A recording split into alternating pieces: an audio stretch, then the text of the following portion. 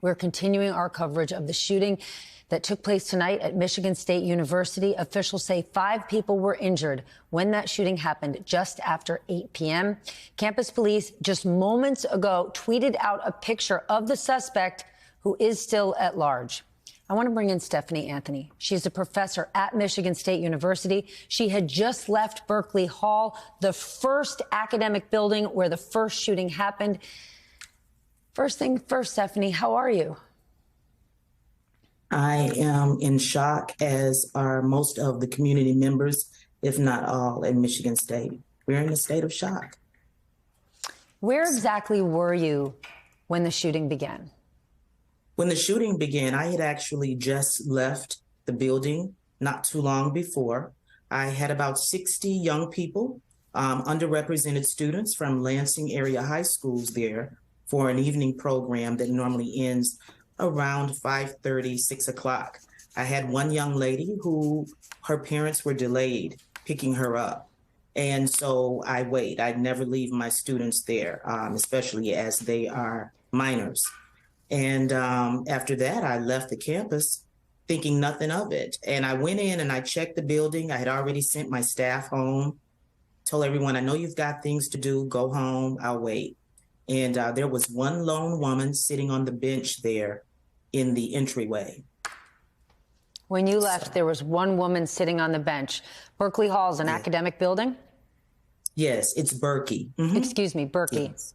Yes, it is. So when you left, besides that woman, you think the building was largely empty? It was largely empty. It was very quiet. There, normally when we conclude our program each week, parents will line all the way down the street. And I'm just, in many respects, thankful that no more people were hurt. But I am stunned and my heart goes out to those that were. The shooting began just after 8 p.m., around 8:18. Had it been an hour earlier, would you have been in that building with those 60 young students? I would have just left about an hour earlier, a little bit before then. So what was your reaction when the shooting began? You had been in that building, to your point, just an hour-ish before. I think it was one of shock and of sadness. And there were so many mixed emotions. And I wanted to commend just the law enforcement. I think the way the university systems were in place to notify people was very helpful. It was very helpful. It was a horrific circumstance that under those circumstances, I felt that the university did a wonderful job in that regard. And so that meant a lot. So I was sad, I was shocked, I was hurt, I was worried. I was worried about students that I work with. I was worried about other faculty and staff members. I was worried about the administration, the president of the university. I was worried about individuals in the East Lansing community, as it sits right on a main thoroughfare that is right behind the building. So there were a lot of emotions. So you were home safe off campus. Yes. When did you first hear from campus authorities? How were you alerted? I walked in the door. I made a stop on the way home. And I walked in the door and my phone started ringing. And the first 2 calls I got were from Michigan State. And the notice was, this is an alert, run, hide, fight. And so I knew something was terribly wrong. And then my staff started calling, my students were emailing, and I'm like, what's going on? And so that's what transpired. Everyone that you know in your campus community, whether it's your staff or your students, do you believe them to be safe right now? I am prayerful that they are. We've tried to connect with as many people as we could. My associate director reached out, calling people, the assistant director in our unit, calling people just to make sure, students emailing back and forth. So we did what we could, certainly to try to gain more information about what had happened or what was happening. And I will say the alerts have continued, which also has been helpful because they are updates letting us know that it is not yet done. It's not yet done. It is not. Students on campus are on lockdown, even those just off campus. I want to remind our audience what you're looking at on the left side of your screen is the active live situation. You can see people moving. Oh, no, what we're looking at right now, that is earlier, but this is still an active scene. What we were just showing you on the lower part of your screen is the one photograph released by police of the suspect. Stephanie, can you give us a sense of how big this campus is, given that the suspect is still at large? Help us understand sort of all the buildings, what it's like there, because it is a cold, dark night. Michigan State University is a 60,000 member community. We are 60,000 strong, and it is a huge campus. It's a beautiful campus, but it is very large. There are buildings that probably cover about, I'd say, a 10 to 15 mile stretch. And there's a lot of ground there to cover, a lot of ground. In recent months, it's interesting that the Faculty Senate, the administration, president, all of the people involved, Board of Trustees in the management of the university, have in the last several months discussed with our Director of Public Safety and Chief of Police, Marlon Lynch, discussed safety measures that were in place to protect students and staff.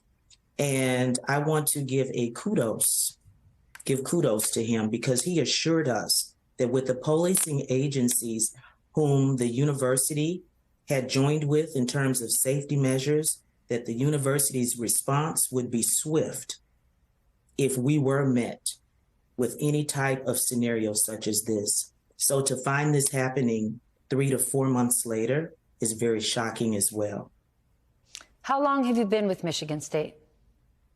I am an alum, so I'm a very proud alum. And I've worked for the university for nearly 8 years now. What do you want America to know about your school and the Spartans tonight? All eyes are on East Lansing. I would like for America to know that when we speak about Spartans' will, it's not just a saying. Our will is strong. We will remain encouraged. Our students are some of the brightest in the world, as are our faculty and our staff, and that we are a community that care about each other. I cannot fathom that this individual would even be a part of the MSU community. I would like the world to know that despite this hardship and the grief that we feel for those victims of this tragedy, that we will continue to pray for each other and for all of those whom have been affected by this incident. And we're going to pray for this shooter, that he not be sad, angry, mad, and that he turn himself in and realize that Spartans are strong. Whatever ugliness he was trying to commit, in some respects, he may feel as though he's won, but the MSU community is strong and we're steadfast. Stephanie, your message tonight is so important. As you were speaking, I'm thinking about all of the Michigan State parents who are home right now, panicked, scared, their children, their kids in lockdown right now. Have you been in contact with other faculty members, advisors, getting updates beyond what you're getting off from police? Are you hearing from the Michigan State community? Absolutely. I've spoken with the chair of Faculty Senate. I am the vice chair of Faculty Senate. I've spoken with my colleagues in academic governance. I've spoken with other faculty members who have reached out to me. I've spoken with staff, with students. We are all just trying to remain connected in this situation and to encourage each other. And to our parents who are worrying, I totally understand. I too have a son at Michigan State University. I want our parents to know that we are doing everything within our power to make sure that their babies are safe. Do you feel safe right now? Do you think your son is safe? I do believe that our students are following the guidelines. They are sheltering in place. And for that, I'm grateful. Police just confirmed moments ago that there are 3 confirmed fatalities in addition to the 5 victims who are in the hospital right now, some with life-threatening injuries. And you know, I'm sorry, Stephanie, your son is safe where he is. Is he with you? No, he's not. He's in his apartment. And Yes. for those who are trying to get a sense, these dorms, are dorms secure? Are dorms easily locked? You knowing the campus, and I realize you're not on campus, you're not a law enforcement expert, but for those who are saying, my kids, my teens, they're in their dorm room, are these buildings safe? I think that under these circumstances, that law enforcement is doing everything within their power to ensure that people are safe, and that under these circumstances that they stay safe.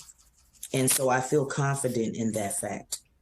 I know the people, many of them who are involved in trying to get some resolution and to find this sad, angry individual.